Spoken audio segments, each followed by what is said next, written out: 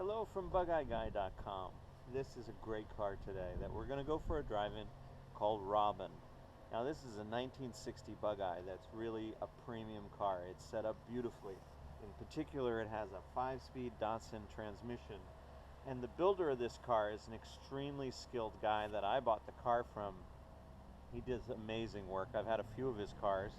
And so he customized it with this Datsun 5-speed. He put in a shorter shifter so that the action is that much racier.